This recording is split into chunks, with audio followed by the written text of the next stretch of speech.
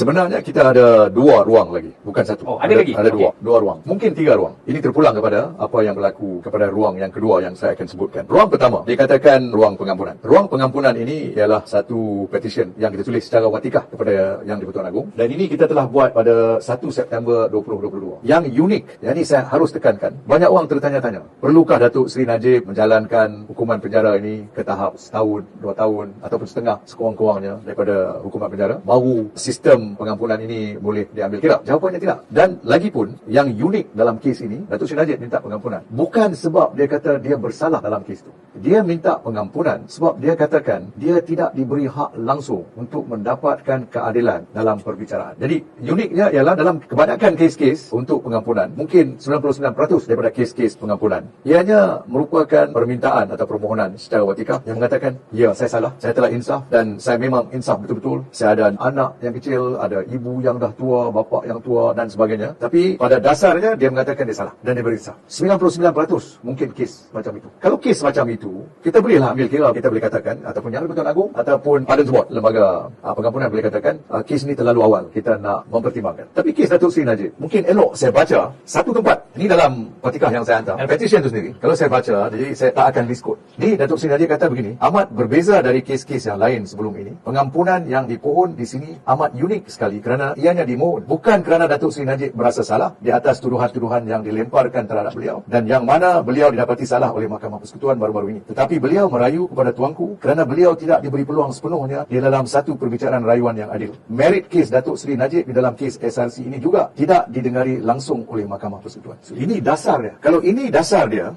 dia menimbulkan macam-macam aspek keadilan. Pertamanya, Yang di-Pertuan Agong sendiri ataupun menerusi lembaga pengampunan. Saya rasa harus seseorang ataupun sesuatu lembaga membuat kajian, tengok apa watikah ini mengatakan. Apa sebab dia minta pengampunan dengan begitu cepat. Kalau dia lihat perenggan 5 yang saya baca tadi, harus tertimbul dalam pemikiran beliau, ini adalah satu kes yang unik. Dia sendiri kata dia tak terima satu pengadilan yang adil. Prosesnya semuanya salah. Jadi kalau begitu, bagaimana kalau kita bentangkan perkara ini kepada lembaga pengampunan? Biar dia decide. Let them decide. Now, dalam sistem pengampunan ini, lembaga pengampunan beberapa orang ada yang selalunya kalau di wilayah persekutuan, menteri wilayah persekutuan, dan dalam kes ini ialah Perdana Menteri sendiri, dan kalau di negeri-negeri lain, menteri besar dia akan bersidang dan semuanya kemudiannya akan diangkat. Dia buat recommendation, akan dibuat cadangan-cadangan yang tertentu oleh lembaga kepada seperti di wilayah kepada Yang di-Pertuan Agong. Kalau di Selangor kepada Sultan Selangor, kalau Johor Sultan Johor dan sebagainya. Jadi ia akan diangkat dalam kes ini kepada Yang di-Pertuan Agong dengan pandangan-pandangan yang tertentu, termasuk pandangan daripada AG dan pandangan daripada Perdana Menteri dalam kes ini yang bersidang sebagai menteri wilayah dan menjadi pengerusi dalam lembaga. Jadi akan diangkatkan kemudiannya kepada Yang di-Pertuan Agong dengan pandangan-pandangan yang tertentu.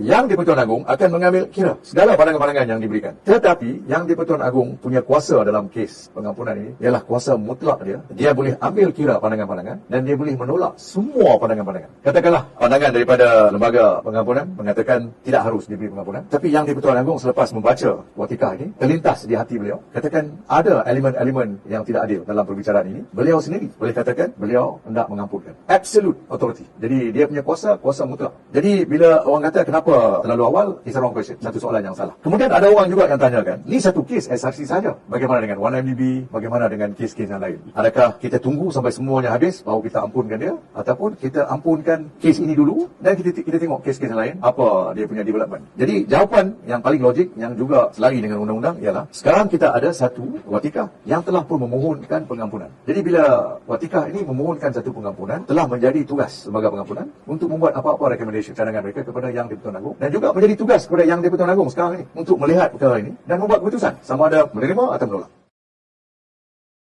Pertama sekali, ramai orang nak tahu apa yang parti boleh buat dan apa yang parti dah buat. Saya rasa itu yang the main concern. Orang duk anggap seolah-olah macam parti tak buat apa-apa. Sebenarnya banyak benda yang kita buat. Cuma antara yang boleh saya sebut secara terang, ada benda yang kita boleh sebut, ada benda yang kita tak boleh sebut. Kita gerakkan dari segi solidariti untuk Datuk Seri Najib. Kita buat program-program meningkatkan kefahaman. Pendirian parti jelas bahawa apa yang berlaku terhadap Datuk Seri Najib, Datuk Zahid, kepimpinan UMNO, mereka ini adalah mangsa selective prosecution, malicious prosecution, pendakwaan yang berniat jahat, pendakwaan terpilih dan juga pendakwaan yang politically motivated prosecution, bermotifkan politik. Dan ini jelas dapat kita lihat bila mana dalam kes Datuk Zahid sendiri, mahkamah sendiri dapat memutuskan bahawa apa yang berlaku tidak adil. Contohnya dalam kes 40 kes yang pertama, bila mana Datuk Zahid menerima apa yang dipanggil sebagai political donation, ianya dianggap rasuah, tetapi orang macam Mahathir, Muhyiddin, Khairi Jamaluddin, Hishamuddin Tun Hussein, bila mereka terima dana politik, ianya dianggap sebagai dana politik. Itu dah ada dua set undang-undang yang berbeza. Dan inilah yang menyebabkan ramai orang tak puas hati. Apatah lagi dalam kes yang melibatkan Datuk Seri Najib ini, keluarga Zeti sehingga hari ini menerima 715 juta di akaun mereka, syarikat mereka di Singapura. Tetapi tidak ada sebarang pendakwaan terhadap Zeti dan keluarganya. Begitu juga dengan Nur Muhammad Yaakob yang telah ditugaskan oleh Datuk Seri Najib untuk buat cabinet paper sama ada SRC International wajar diberikan pinjaman pada KUAP. Dan akhirnya kita didedahkan oleh pihak SPRM bahawa Nur Muhammad Yaakob juga menerima 85 juta ringgit daripada Jolo. Dan ini sudah pasti mempengaruhi tindakan dia untuk mencadangkan supaya KUAP memberikan pinjaman kepada SRC International. Datuk Najib terima 42 tanpa dia sedari, dan itu pun ada banyak kemuskilan dan sebagainya. Bila bukti-bukti baru yang ditemui oleh pihak peguam mendapati bahawa kalau tengok kertas pendakwaan, Datuk Seri Najib terima daripada SRC International, tetapi hakikat dan realitinya duit itu diterima daripada duit yang dipinjam daripada Maybank yang mana Hakim Nazlan sendiri tahu, dan kemudian duit ini Putera Perdana Development pinjam 140 juta. Duit ini yang masuk dari akaun Datuk Najib, dan daripada akaun Datuk Najib masuk ke dalam akaun SRC International. Dia terbalik. Kalau nak ikutkan dari segi charges itu pun dah rosak lah. Dan kita sendiri melihat bagaimana dalam proses rayuan peluang Datuk Seri Najib nak mendapatkan Queen Counsel dinafikan, peluang Datuk Seri Najib untuk peguam baru dia membaca, meneliti dokumen-dokumen yang Tan Sri Tommy Thomas dalam buku Justice in Wilderness sendiri mengatakan dia terpaksa ambil orang luar bawa masuk mengendalikan kes ini kerana lebih 30,000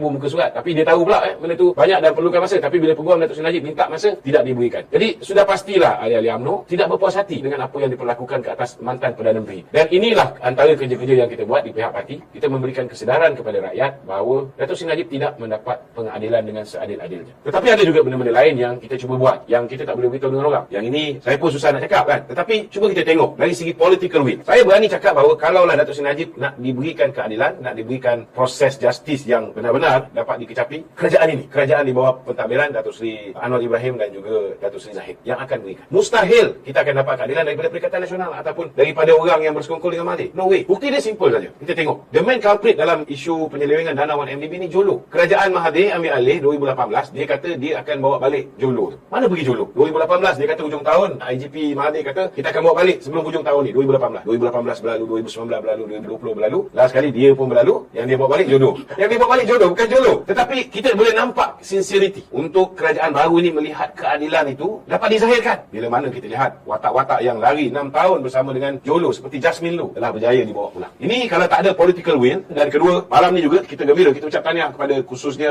negotiation yang dibuat oleh Menteri Dalam Negeri dengan kerajaan Amerika ketika PMX berada di Amerika untuk bawa balik Roger Ng. Dan bila Roger Ng ini dibawa balik, saya rasa Tan Sri patut jelaskan bagaimana pihak peguam kita minta 100 lebih nama Tan Sri yang menerima dana ni. Cuba bayangkan, hanya Datuk Seri Najib menjadi scapegoat. Yang kaya raya yang dapat 75 juta US dollar Tim Lesner, yang dapat 35 juta US dollar Roger Ng, yang menerima 715 juta Zeti Akhtar Aziz keluarga dia. Tapi yang terima 1.2 bilion sehingga hari ni tak diambil sebarang tindakan. So kita nak supaya benda ni dipahami oleh rakyat. Dan antara tugas-tugas yang dilakukan oleh pihak parti, kita pun nak kena beritahu dengan rakan-rakan baru kita ni. Sebab rakan-rakan baru kita macam DAP, PKR, begitu juga dengan Amanah. Mereka dulu percaya bahawa Datuk Seri Najib ni perompak penyamun. Kita kena ingat. Tapi kalau kita tanya dengan dia, kamu percaya tak Datuk Seri Anwar ni dianiaya oleh Tun Dr. Mahathir? Percaya? Mereka percaya Tan Sri. Meaning, dia tahu bahawa Tun Dr. Mahathir is capable dalam menghancurkan hidup seseorang itu, merosakkan badan kehakiman, merosakkan jabatan peguam negara untuk memastikan dia boleh frame siapa saja yang dia suka. So kalau dia boleh buat penganiayaan terhadap Datuk Seri Anwar, itu yang saya ulang berulang kali. Kenapa sukar sangat rakyat nak percaya bahawa Datuk Seri Najib juga boleh dianiaya. So ini antara benda-benda yang parti buat selain daripada usaha-usaha yang tak dapat kita ceritakan secara terang kepada rakyat. Cuma rakyat kena fahamlah. Kalau dulu kita tunggu,